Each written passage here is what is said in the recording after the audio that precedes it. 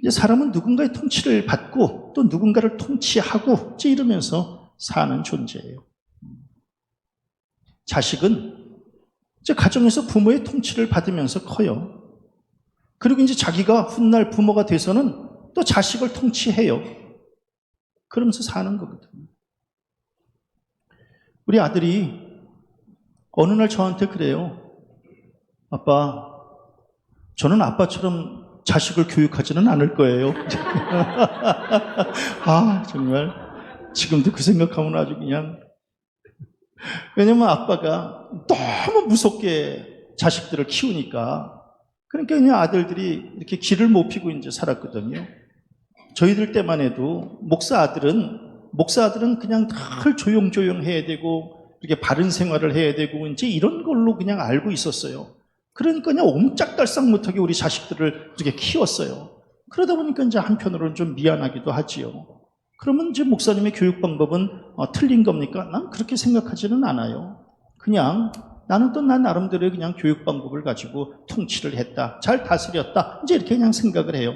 근데 이제 아들의 입장에서는 그게 굉장히 버거웠지. 근데 아무리 버거워도 아버지처럼 교육하지 않는다는 그러한 얘기를 하면 이 아빠가 얼마나 큰 충격이겠어요. 그래서 그냥 알았다. 너는 네 자식이 태어나면 그러면 그냥 잘 한번 교육해봐. 이제 아들도 제 밑에서 교육을 받고 다스림을 받고 통치를 받고 살다가 이제 자기도 장성한 다음에는 자기 자식, 자기 아내를 또 이제 통치하면서 사는 거예요. 사람은 통치를 받고 통치를 하면서 사는 존재이기 때문에 그래요. 직장에서도 이제 처음에는 이제 상사의 통치를 받지요. 그러다가 나중에 상급자가 되면 또 부하 직원을 통치하게 되는 거예요. 이 땅에 통치만 받는 사람 없어요. 또 이 땅에 통치만 하는 사람 없어요. 모든 사람은 다 통치를 받고 또 통치를 하면서 사는 거예요. 아, 목사님은 생전 누구 통치 안 받을 것 같은데요. 얘 엄마 통치 받잖아. 그러면서 그냥 사는 거예요, 인간은. 그러니까 이제 우리가 사회성을 키운다라고 하는 것은 누군가 통치를 받을 때, 누군가로부터 통치를 받을 때 겸손한 자세로 경청하면서 순종하면서 가르침을 받는다. 이제 이거 우리가 배우는 거 아니겠어요? 또 누군가를 통치할 때도 마찬가지예요. 지혜를 가지고 겸손하게 언행일치의 본을 보이면서 누군가를 통치한다. 이거를 이제 어렸을 때부터 이제 몸으로 익히면서 사는 거예요. 그런데 사람의 통치에는요, 그 가르침에 또 그 배움에는요, 한계가 있어요. 아무리 통치 잘해도, 생각해 보세요. 최 목사, 통치 잘했다고 생각했거든요. 자식 잘 키웠다고 생각했어요. 그런데 이제 다 큰 다음에 아버지처럼 그렇게 교육하지는 않을 거예요. 이제 그런 얘기를 하잖아요. 아하, 한계가 있는 거구나. 이게 아무리 내가 최선을 다해서 내 통치를 하고 다스려도 이게 한계가 있는 거예요. 왜? 아는 게 제한적이거든요. 최 목사가 뭐 아는 게 뭐가 있어요. 그러니까 아는 게 제한적이고 또 사는 것도 결함이 많잖아요. 제가 아무리 자식들 앞에서 본을 보인다 그래도 자식들의 눈에 보일 때는 얼마나 결함이 많겠어요. 그리고 또 가르치는 리더십에도 허술함이 많이 드러났기 때문에 그런 거 아니겠어요? 역대 대통령들도 마찬가지예요. 그 자리 많이 거쳐갔지만 온전한 통치력을 갖춘 사람들이 그렇게 많지 않으면 아하, 이게 통치하는 일이 결코 쉬운 일이 아니구나 라고 하는 것을 이제 깨닫게 되는 거예요. 이스라엘도 마찬가지예요. 남유다와 북이스라엘의 수많은 왕들이 거쳐갔어요. 그런데 과연 아름다운 뒷모습을 남긴 왕들이 몇 명이나 있었을까? 많지 않았어요. 왜? 인간이 갖는 한계 때문에 그래요. 그냥 내가 통치할 땐 나라나 망하지 않으면 좋은데, 그런데 그냥 내가 통치할 땐 나라가 망하면 그것처럼 또 볼품없는 게 없어요. 애굽, 아수르, 바벨론, 페르시아, 로마, 각각의 나라에 이 이스라엘이 이렇게 당하고 패망이 되고 이러할 때의 왕의 자리에 앉았던 사람들은 아마 가시방석이었을 것이다. 이제 이런 생각이 들어요. 그래서 그런지 이사야 선지자는 사람의 통치에 대한 여기에 한계를 느껴서 장차 한 왕이 공의로 통치할 것이요 방백들이 정의로 다스릴 것이며 사람은 공의로 통치할 수 없다는 거예요. 사람은 정의로 통치할 수 없다는 거예요. 왜? 한계가 있기 때문이에요. 그래서 새로운 왕이 이 세상에 와서 이 나라를 또 우리를 정의와 공의로 다스려 주시기를 원합니다 하는 그런 기도를 올렸던 거예요. 물론 역사적으로는 히스기야 왕에 대한 기대를 가진 것이지만 그러나 신앙적으로는 장차 오실 메시아 그리스도 예수를 소망하는 마음으로 이 고백을 지금 하고 있는 거거든요. 왜냐하면 인간적인 통치에는 한계가 있기 때문에 그래요. 공의라고 하는 것이 뭐예요? 선과 악의 제재를 공평하고 의롭게 하는 거예요. 이것도 쉽지 않아요. 그러니까 공평하고 의롭게 통치할 수 있어요? 사람이? 옛날에 글쎄요, 옛날인가요? 아무튼 저희 때도 집안에 이 방 안에다가 세수대에다가 물 담아놓고 이럴 때가 있었는데, 있지 않았나요? 방 안에다가 세수대에다가 물 담아놓고 방 안에다가 이렇게 세수대가 같이 있었던 때가 있지 않았나요? 그래서 제가 아침에 이제 우리 오 장로님한테 장로님 그럴 때 있지 않았나요? 그랬더니 장로님도 그럴 때가 있었다는 거예요. 왜냐면 장로님하고 저하고 연배가 똑같잖아요. 그러니까 장로님도 그런 시절이 있지 않았나요? 그랬더니 있었다 그래요. 양장로님 방 안에 옛날에 세수대에다가 물 담아 놓을 때가 있었잖아요. 왜냐면 장로님하고 저하고는 거의 친구거든요. 근데 그렇게 해서 이제 물을 이렇게 담아놨어요. 아이고, 아이들이 장난치다가 그 물을 엎을 수도 있지. 엎었어요. 방 안에 그냥 물이 그냥 막 쏟아졌어요. 그랬더니 그냥 아버지가 그냥 회초리를 들고 이놈의 자식들이, 그때는 왜 이렇게 눈이라고 안 그러고 눈깔이라고 그랬는지 몰라. 눈깔이 있냐 없냐 그러면서 그냥 애들을 막 때렸어요. 방 안에서 이렇게 장난치고 이러다가 물이 그냥 다 쏟아지니까. 그래가지고 그냥 이 자식은 또 그냥 엄청 맞았어요. 맞고 그냥 이 마음속에 뭐 그럴 수도 있지. 우리 아빠는 왜 이렇게 나를 이렇게 때려? 이제 이렇게 생각했어요. 그런데 며칠 뒤에 아버지가 쏟은 거예요. 아버지가 쏟으니까 이 아들이 이제 기대하고 있는 거예요. 과연 아버지는 뭐라 그러실까? 아버지도 뭐 눈 가리고 뭐고 뭐 이러실까? 이제 이렇게 다 이렇게 이제 준비하고 있었더니 글쎄 이 아버지가 하는 말이 누가 여기다 물 갖다 놨느냐고 이제. 그래서 아빠가 아무리 공의로 가정을 다스려도 공평하고 의롭지 않다라고 하는 것을 이제 깨닫게 된다는 거예요. 아빠들 공평하지 않아요. 의롭지 않습니다. 정의라고 하는 것이 뭐예요? 정의라고 하는 것은 옳고 바른 도리로 통치하는 거거든요. 그렇게 할 수 없어요. 그렇게 할 수 없어요. 다 자기 기분대로, 다 자기 감정대로, 다 자기 기준대로 그냥 하는 거예요. 참 그러다 보면은 옛날 우리 아버지들 정말 대단했어요. 뭐든지 다 자기 마음대로요. 뭐 옳고 그른 기준이 없어요. 어저께까지 옳은 것도 오늘 내가 기분 나쁘면 그건 틀린 게 되고 마는 거예요. 그러면서 자식들을 키웠거든요. 그래서 이제 그때 깨닫게 되는 것은 인간의 통치는 한계가 있는 거구나. 그러니까 이제 이사야 선지자는 메시아가 와서 통치해 달라는 거예요. 사람의 통치를 더 이상 이제 기대할 수 없기 때문에 그렇다는 거예요. 온전한 통치는 뭐예요? 지위고하, 빈부격차, 남녀 성별, 여기에 차별하지 않는 거예요. 그냥 모두를 다 똑같이 이렇게 다스리는 거예요. 선과 악, 죄와 벌 이런 것에 대한 법의 잣대도 똑같이 적용시키는 거예요. 가진 자와 높은 자가 더 이상 횡포하고 그리고 군림하지 않는 그런 나라를 만드는 거예요. 그런데 그런 나라를 만들 수 있나요? 사람이 못해요. 못합니다. 처음에 이제 왕의 자리에 앉을 때는, 대통령의 자리에 앉을 때는 겸손한 것 같아요. 그리고 아주 바른 것 같아요. 백성들의 아픔을 이해하고 어루만져 주는 것 같아요. 근데 이제 1, 2년 지나 보세요.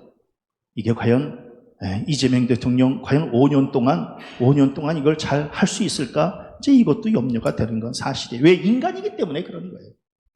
지금 이제 15만 원씩 주면서 15만 원 줘가지고 너무 감사했어요. 15만 원 받아가지고 이번 주에 그냥 교회학교 교사들, 여성교 사람들 수고한다고 커피 사고 뭐 사고 했더니 9만 원 없어졌어요. 핸드폰 문자 왔는데 6만 원 남았다고 문자가 왔어요. 돈 줘가면서 이렇게 통치를 해봐야 다 그게 중요한 게 아니다. 돈은 있다가 사라지는 거. 그건 중요하지 않아. 1, 2년이 지나고 5년이 다 되어도 그 마음속에 있는 이 더러운 욕망, 악한 본성, 이게 과연 얼마나 이거를 절제하면서 통치할 수 있을까? 이게 이제 가장 큰 숙제다라고 하는 거예요. 왜냐면 그거 제대로 조절하지 못해서 실패한 지도자로 남는 사람들이 많이 있었잖아요. 그러니까 이사야 선지자는 이제 더 이상 사람의 통치 기대하지 않겠다. 그러면서 오직 예수 그리스도에게만 소망을 두겠다라고 하는 이러한 고백을 하고 있는 거예요. 왜냐하면 예수님만이 선과 악을 정확하게 분별하시고 악인에게는 정죄하시고, 그리고 심판하시고, 의인에게는 구원하시고 축복하시고, 그러면서 오직 예수만이 억압당하는 사람들에게 공의와 정의로 이 세상을 다스려 나가실 수 있다. 그러니까 사람은 안 된다라고 하는 것을 지금 말하고 있는 거예요. 그러니까 사람이 안 되기 때문에 사람에게도 기대하지 말라라고 하는 거예요. 우리도 마찬가지. 사람의 통치 기대할 수 없어요. 나 자신을 내가 못 믿어요. 예? 자기 자신을 자기가 믿어요? 못 믿어요. 최 목사도 언제 어떻게 변할지 모르니까. 최 목사의 아무리 무슨 목회 무슨 다스림 이게 정확해요? 정확하지 않아요. 그때마다 달라요. 내 감정에 따라서 달라요. 그렇게 사람을 의지하지 않는 거예요. 그래서 저는 나 자신에게도 예수께서 나를 다스려 주시고, 우리 가정도 예수께서 다스려 주시고, 우리 교회도 예수께서 다스려 주시고, 이 민족도 예수께서 다스려 주셔야, 그래야 든든히 흔들림이 없는 나라, 흔들림이 없는 나의 심령으로 살아갈 수 있는 것이지, 우리들 스스로가 우리를 믿지 못하는데, 솔직히 나 스스로도 내가 못 믿는 거예요. 그러니까 그냥 예수께서 나를 다스려 주옵소서라고 그냥 고백하고 있는 거예요. 사람의 통치는 실망을 주지만 그리스도의 통치는 우리를 만족해 하시고, 그렇기 때문에 저는 우리 성도들의 입술에서 주님, 공의와 정의로 나를 다스려 주옵소서, 이렇게 고백하는 심령들 되어지시기를 바랍니다. 그러니까 예수께서 나를 다스려 주시면 어떤 현상들이 나타나는가? 광풍을 피하게 해주신다는 거예요. 폭우를 가리게 해주신다는 거예요. 왜? 예수께서는 광풍을 피하게 하시며 폭우를 가리는 곳 되시는 예수라고 말씀하고 있기 때문에 그래요. 광야 사막길에서 가장 무서운 것은 갑자기 불어닥치는 광풍이라 그래요. 이 광풍은 사막의 길 자체를 완전히 다 바꾸어 놓는다고 그래요. 생태계의 파괴를 가져온다 그래요. 그러니까 사막에서 제일 무서운 게 광풍이라는 거예요. 한번 모래폭풍이 일어나면 모든 것이 다 무로 돌아간다는 거예요. 그동안 조금 났던 길들도 다 없어지고 다시 처음부터 시작한다는 거예요. 광풍뿐만이 아니라 폭우, 우리는 얼마 전에 폭우를 이제 겪었어요. 예. 한순간에 계곡의 물길을 다 바꿔놔요. 예. 건물, 그 계곡 옆에 있던 건물이 그렇게 쓰러질 줄을 누가 상상이나 했겠어요? 응? 하루아침에, 그것도 1시간 안에 그냥 폭우가 그냥 그 산에서 산사태와 같이 이렇게 밀려올 줄을 누가 상상이나 했겠어요? 예. 재산 하루아침에, 생명 하루아침에. 그러니까 믿을 수 없는 거예요. 이 땅에서 믿을 수 없다는 거예요, 그거는. 왜? 우리가 주관할 수 있는 것이 아니기 때문에 그래요. 지금 지구촌 곳곳에 자연재해로 지금 아주 그냥 몸살을 겪고 있어요. 물론 다 이게 지구온난화 때문에, 다 우리가 만든 우리의 죄 때문에 지금 우리가 고스란히 겪고 있지만, 저는 가만히 생각해 보면 우리나라는 뭐예요? 반도체 팔고 자동차 팔고 그렇게 그냥 열심히 팔아서 조금 좀 돈 좀 모으나 싶으면 재해 한 번 오면 그냥 한순간에 그 돈이 그냥 다 날아가고 마는 거예요.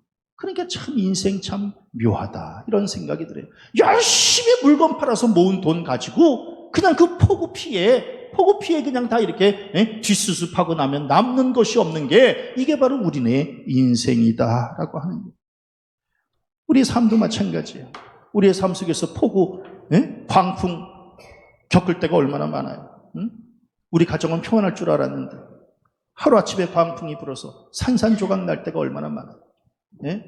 나는 건강할 줄 알았는데 하루아침에 질병 걸려서 생명의 위협을 느낄 때가 얼마나 많아요. 알 수 없어요. 지난주까지 저하고 그냥 같이 이렇게 즐겁게 놀던 선배님이, 오늘 아침에 문자를 보니까, 이 배에 또 이제 뭐가 문제가 생겨서, 그래서 이제 내일 또 건강검진을 받으러 가야 된다는 거예요. 아니, 지난주까지 나하고 재밌게 놀았으면서. 그랬는데, 오늘 아침에 또 이제 그런 문자가 온 거예요. 기도 부탁을 한다고. 그러니까 할 수 없는 거예요. 사람의 일은 알 수 없습니다. 그 광풍과 폭우를 피해갈 수 없다라고 하는 거예요. 직장도 마찬가지 아니겠어요? 그냥 잘 지내는 줄 알았는데 하루아침에 대인관계에 문제가 생겨서 그래서 그냥 직장에서 이렇게 정리해고가 되어줄 줄 누가 알았겠어요? 아무도 몰라요. 그러나 우리는 그냥 광풍과 폭우를 다스려 주시는 예수님만 믿고 의지하는 수밖에 없어요. 사람의 힘으로도 막을 수 없고 인간의 지혜로도 해결할 수 없어요. 그냥 우리를 긍휼히 여겨주시는 그리스도의 강한 팔로, 의로운 오른손으로 우리를 붙잡아 주실 때 우리가 그 광풍과 폭우를 피하게 될 줄로 믿습니다. 저는 그저 하나님께서 우리 성도님들이나 또 우리 성도님들의 가정이나 자녀들이나 그 광풍과 폭우에서 건져주셔서 반석 위에 세워주시고 주님의 품 안에 거하는 그런 복된 성도들 되어주시기를 바랍니다.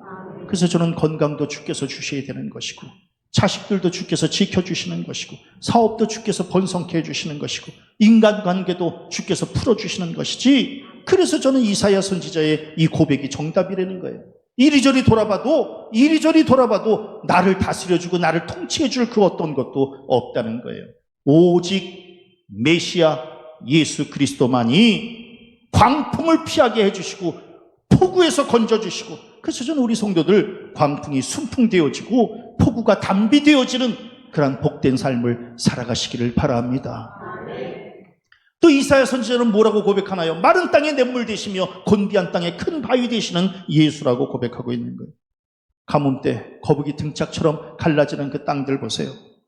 민심 흉흉해지고 짐승들은 물을 찾아서 헐떡이고 풀과 나무들은 다 타 들어가고. 저 얼마 전에 제가 이제 동물의 왕국을 잘 보잖아요. 동물의 왕국. 이 가뭄 때에, 이 정글에서 가뭄 때에 풀 한 폭이 안 올라와요. 물 한 모금 어디서 찾을 수 없어요. 그러니까 코끼리가 그냥 그 물 웅덩이를 찾아서 이제 헤매는 거예요. 코끼리, 말, 사슴, 이런 기린, 이런 동물들은요, 넘어지면 죽어요. 넘어지면. 그러니까 이 사자들이 와서 제일 먼저 하는 게 먼저 넘어뜨리는 거거든요. 넘어지면 죽어요. 그러니까 이 코끼리가 넘어지지 않기 위해서 그냥 네 발로 이렇게 걸으면서 물 웅덩이를 찾아요. 물 웅덩이 어디 물 한 모금 마실 데가 없나 이렇게 찾아. 그런데 너무너무 무서웠어요. 응? 코끼리는 지금 물 한 모금 찾으려고 그렇게 그냥 애써서 이렇게 가는데 세상에 숲속에서 사자가 그걸 지켜보는 거예요. 그러니까 코끼리가 쓰러지기만을 지켜보는 거예요. 기다리는 거예요. 왜? 코끼리가 이게 서 있을 때는 사자가 와서 덤빌 수가 없어요. 그러니까 코끼리가 목이 말라 쓰러질 때만 기다리고 있는 거예요. 그것도 숲속에서 이렇게 기다리고. 저 그 모습을 보면서 우리 성도님들 악한 사단이 지금 없는 것 같죠? 천만의 말씀이에요. 숨어서 기다리고 있어요. 내가 넘어지기만을 기다리고 있어요. 넘어지면 잡혀요. 잡혀 먹힌다고. 응? 오늘 말씀처럼 마른 땅에 냇물 되시고 곤비한 땅에 큰 바위 되시는 예수의 돌보시는 은혜가 아니면 먹혀요. 우리 지금 편안한 데서 사는 거 아니에요. 광야 사막길에서 사는 것과 같아요. 넘어지면 죽어요. 넘어지는 순간 악한 사단이 달려와요. 먹히지 마세요. 깨어 있으세요. 아멘. 굉장히 중요해요. 세상에 어떻게 그 사자가 숲속에서 그 코끼리를 지켜볼 줄 알았겠어요. 정말 응? 우리네 인생들 다 목말라요. 우물가에서 물을 깃던 사마리아 여인만 목마른 거 아니에요. 그렇게 많은 것을 갖고 누리던 솔로몬도 목이 말라요. 모두가 다 목이 말라요. 우리도 영과 육으로 목이 말라요. 물질 때문에 목이 말라요. 응? 건강 때문에 목이 말라요. 사랑과 출세 때문에 목이 말라요. 권력과 명예 때문에 목이 말라요. 아무리 이 마른 목을 죽이려고 해도 채워지지 않아요. 채워지지 않아요. 오죽하면 그대가 곁에 있어도 그대가 그립다고 그러겠어요. 응? 그대가 곁에 있어도 그대가 그립다는 거예요. 이건 단순히 그냥 그 시인의 고백이 아니라 물질이 옆에 있어도 물질이 그립다는 거예요. 만족시켜주지 못한다는 거예요. 권력을 갖고 있어도 권력에 또 목이 마르다는 거예요. 그 무엇도 우리의 마른 목을 죽여줄 수 없다는 거예요. 그런데 놀랍게도 오직 예수님만 마른 땅에 냇물 되시고 곤비한 땅에 큰 바위 되신다는 거예요. 우리 성도님들, 목이 마르면 예수 앞에 나와서 주께서 허락해 주시는 생명수로 목을 죽이시기를 바랍니다. 왜? 누구든지 목마르거든 내게로 와서 마시라고 했으니, 내가 주는 물을 마시는 자는 영원히 목마르지 아니하리니 내가 주는 물은 그 속에서 영생하도록 솟아나는 샘물이 될 것이라고 말씀하셨습니다. 세상에서 물 찾지 말고 주님 안에서 생명수를 찾으시기 바랍니다. 세상의 물은 먹고 마시면 또다시 목이 마를 수밖에 없지만 예수께서 주시는 생명수는 우리의 영, 우리의 육, 모든 것을 해갈시키기에 충분한 줄로 믿습니다. 목마르다 그러지 마세요. 네. 찾아보세요. 주께서 예비해 놓으신 물이 있습니다. 정욕의 물, 세상의 물, 그냥 마치 바닷물 마시면 또다시 목이 마르듯이 그거 그냥 또다시 마시려고 애쓰지 마세요. 생명수 마시세요. 하나님의 말씀으로 해가람을 얻으세요. 피곤하다고 뭐라 그러지 마세요. 주님 안에서 영적으로 쉬세요. 큰 바위 되시는 주님의 이 그늘 아래서 쉬세요. 주님만이 우리에게 안식과 쉼을 주시는 줄로 믿습니다. 땅에서 뭐 구하려고 하지 마세요. 다 부질없어요. 저도 이제 이렇게 살았잖아요. 여기까지. 최 목사 63년생에 63세 환상적입니다. 그래서 어디 가서 누가 나 나이 물어보면 너무너무 기뻐요. 죄송하지만 나이가 63세입니다. 만으로 하지 마세요. 그냥 63세예요.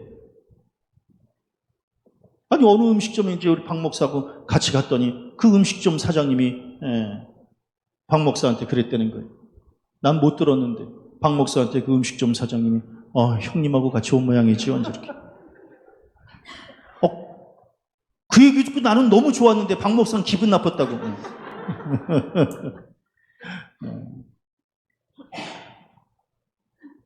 63년을 살았는데 다른 데서 쉴 만한 곳이 없습니다. 다른 곳으로 해갈시킬 수 없습니다.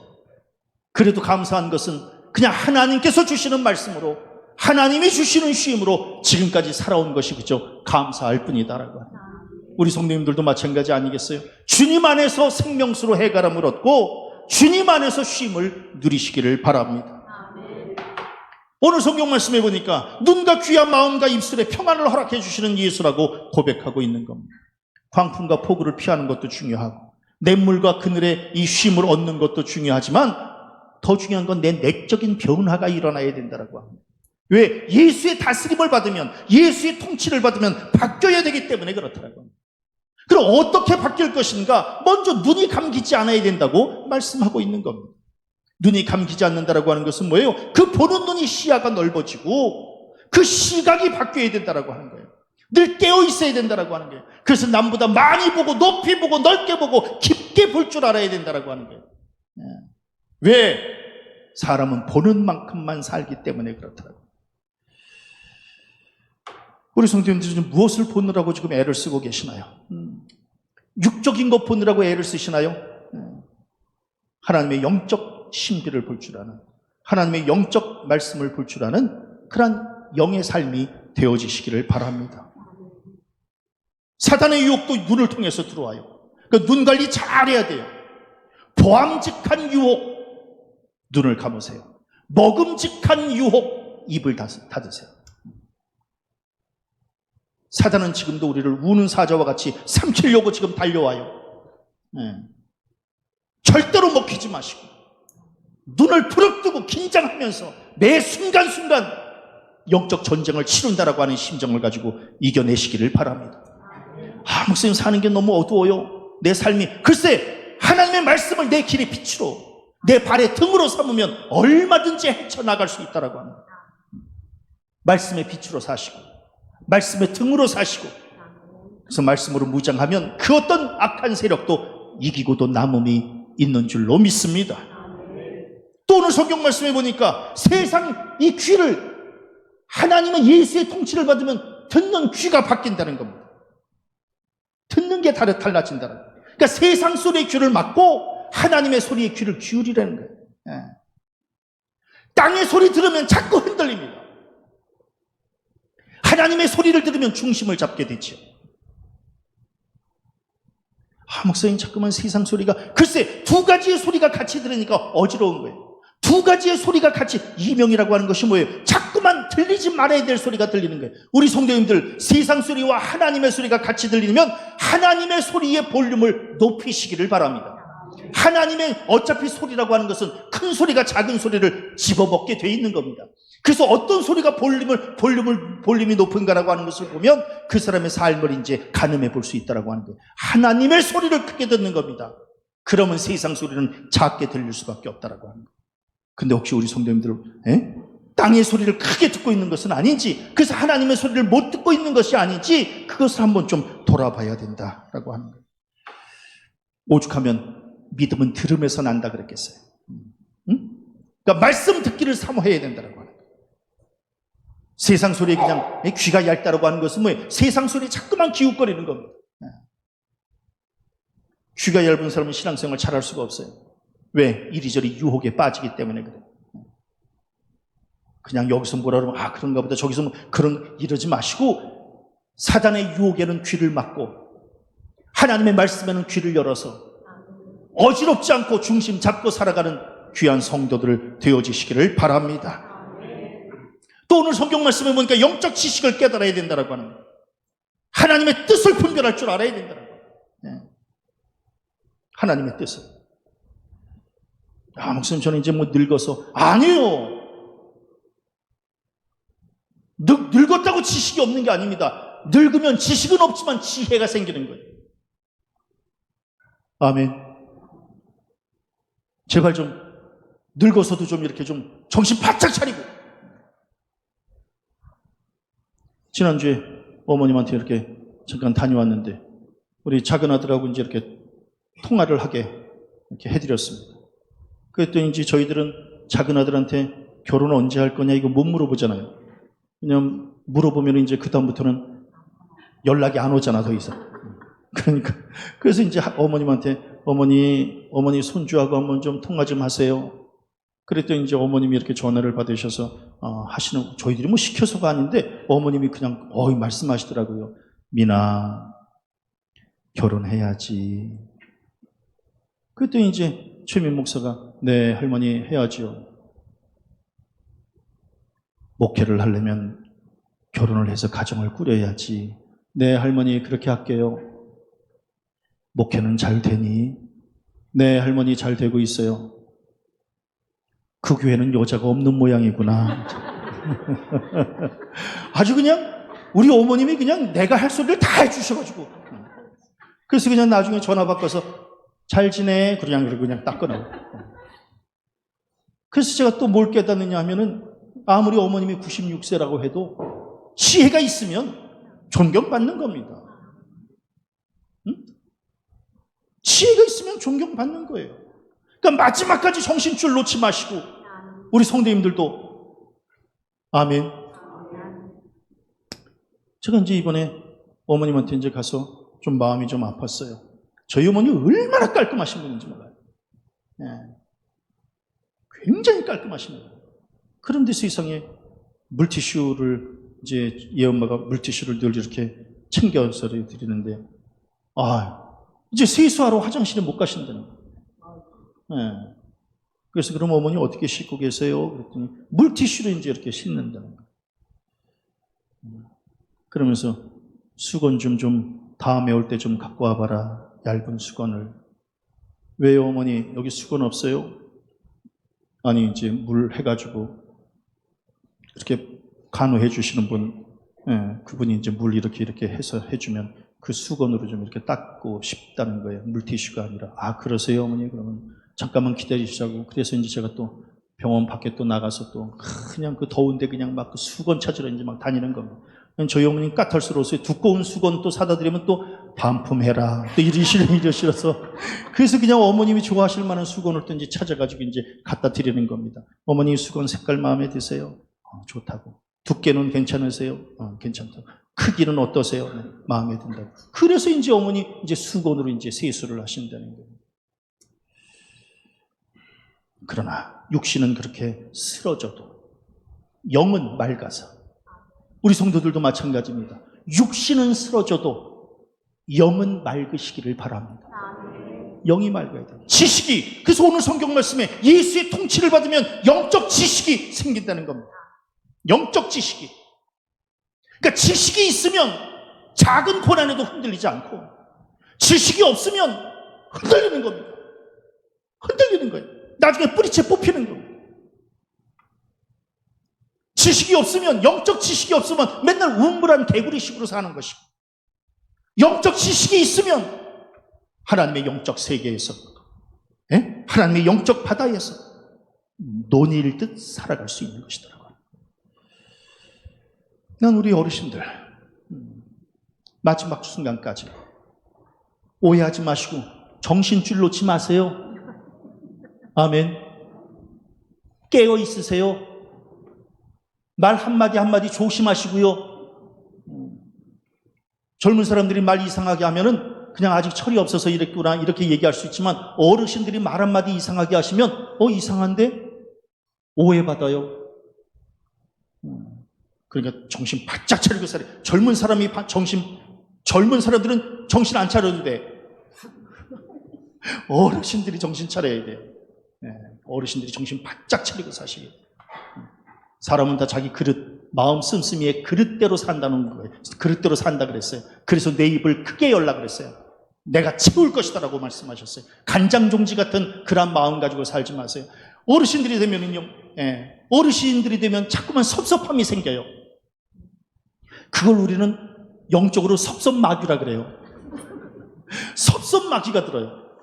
별거 아닌데, 젊은 사람들은 별로 섭섭하게 생각하지 않아도 될 일인데 어르신들은 섭섭해요. 그러니까 우리 젊은 사람들도 조심할 테니까 어르신들도 그냥 웬만한 거 가지고는 섭섭하게 생각하지 마세요. 섭섭하게 생각하시면 그 마음은 간장종지 같은 마음이에요. 그렇게 하시면 안 돼요. 기왕이면 큰 그릇 가지고 사세요. 그래서 젊은 사람들이 그냥 뭐라 그러면, 아유, 자식들 그냥 그런가 보다. 그냥 그러면서 그냥 이렇게 사셔야지. 매사에 섭섭함을 가지시면 너무 힘들어요. 그게 바로 영적 지식이에요. 예수께서 나를 통치하시면 나의 심령이 간장종지가 아니라 큰 그릇으로 살아갈 수 있다라고 말씀하고 있는 거예요. 아멘. 마지막으로, 예수의 통치를 받으면 혀가 민첩해서 말을 분명하게 한다고 말씀하고 있어요. 입술을 지키는 자 굉장히 어려워요. 우리 성도님들은 말 안 하고 싶을 때 안 할 수 있어서 너무 좋겠어요. 얼마나 기쁠까? 최 목사는 말을 안 하고 싶은데도 말을 해야만 돼요. 너무너무 힘들어요. 우리 성도님들은 말 안 하고 싶으면 안 해도 되잖아요. 저는 억지로라도 해야 돼요. 말을 하면 실수가 많아져요. 우리 성도님들은 실수할 것 같으면 말 아예 안 하면 되잖아요. 근데 최 목사는 그냥 말을 해야 되는 직임이기 때문에 말하다가 또 실수를 하는 거예요. 지혜로운 사람은요, 말에 허물이 없는 사람이에요. 어르신들 물론 말씀하고 싶을 때가 있을 거예요. 한 번 더 생각하고 하세요. 목사님 오늘 왜 이렇게 우리 어른들만 가지고 왜 이러세요? 어른들이 더 조심해 주셔야 돼요. 어른들이. 젊은 사람들은 실수를 해도 만회할 수 있는 시간이 있지만 어르신들은 그렇게 시간이 넉넉지 않아요. 그러니까 마지막 순간까지 말에 조심하시고 귀에 조심하시고 그리고 그냥 이 지식에 또 조심하시고 그러면서 사셔야 되는 거예요. 그런데 놀라워요. 예수의 통치를 받으면 말이 변해요. 말의 능력이 생겨요. 말의 내용이 달라져요. 예수의 통치를 받기 전에는 부정적인 말을 해요. 근데 예수의 통치를 받으면 긍정적인 말을 하게 돼요. 예수의 통치를 안 받으면 불신의 말을 해요. 근데 예수의 통치를 받으면 믿음의 말을 해요. 예수의 통치를 받으면 절망이 소망으로 바뀌어요. 놀라워요. 소망적인 말, 긍정적인 말, 믿음의 말을 하는 그 말들은 그 삶을 변화시켜요. 그게 바로 예수의 통치를 받는 사람의 특징이다라고 하는 거예요. 그래서 이사야 선지자는 하나님, 저를 통치해 주세요. 그동안 내가 나를 통치하느라고 너무 힘들었어요. 그래서 허물투성이었었어요. 이제 안 돼요. 인본주의 가지고는 안 됩니다. 하나님, 신본주의로 저를 통치해 주세요. 그래서 저의 광풍을 피하게 해주시고 폭우를 가리게 해주시고 예수의 생명수로 해갈케 해주시고 예수 안에서 쉼을 누리게 해주세요. 하나님, 저를 통치해 주시고 다스려 주세요. 이 고백을 지금 이사야 선지자가 하고 있는 거예요. 우리 성도들도 마찬가지예요. 예수님의 통치를 받고 눈이 뜨여지시기를 바랍니다. 예수의 통치를 받고 하나님의 말씀에 귀를 기울이시기를 바랍니다. 지식을 깨닫고 혀가 풀려서 우리 모두가 다 주님, 내 힘으로는 안 돼요. 저를 다스려 주옵소서. 이 고백을 해야 돼요. 함께 따라합니다. 주님, 저를 다스려 주옵소서. 이런 고백을 가지고 한 주간도 주님의 통치를 받고 다스림을 받고 승리하고 돌아오는 복된 성도들 되시기를 주님의 이름으로 간절히 축원합니다.